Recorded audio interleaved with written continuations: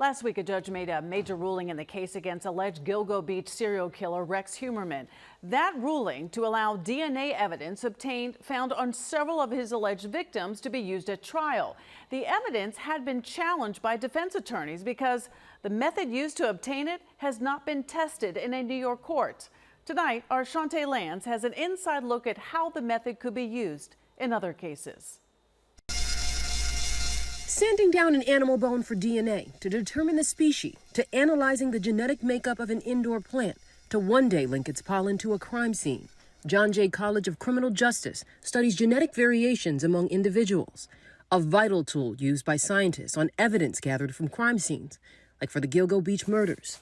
But this case, involving accused Gilgo Beach serial killer Rex Heuermann, is different because for the first time in New York State history, a Suffolk County judge is allowing a technologically advanced DNA testing technique called whole genome sequencing into a murder trial. How effective is whole genome sequencing? It's very effective, especially if we get lots and lots and lots of markers. We can get a profile that is 100% unique to a certain individual. John Jay biology professor Nathan Lentz runs his own DNA research lab. The question that's really at play here is how unique are these pieces of DNA that we were able to recover? How do we know that, for example, it only could have come from Rex Heuermann? That is exactly what Heuermann's defense team argued in court as an attempt to throw out all DNA evidence using whole genome sequencing, linking the estranged Massapequa husband and father of two to 6 of the 7 murders.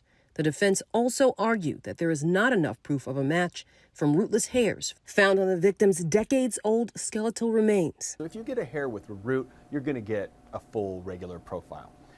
With a cut hair or chunks of hair that don't have the root, we call those rootless hairs, there's much less DNA. Suffolk County District Attorney Ray Tierney siding with the judge and saying there is enough DNA evidence. This is really the first time that we're using just this technology. Prosecutors argued that whole genome sequencing was already allowed in court in Idaho for a cold case murder trial. The fact that it was a cold case really is a good example of the power of this technology. Suffolk County Judge Timothy Mazzei's ruling could pave the way for more modern technology in the courts moving forward. With regard to Suffolk County, we've started our cold case unit. We're looking at approximately about 300 or so cold cases. With all the evidence in this case, Rex Heuermann's trial could now start 3 years after his arrest, which would be next year. At John Jay College, Chantee Lans, Channel 7, Eyewitness News.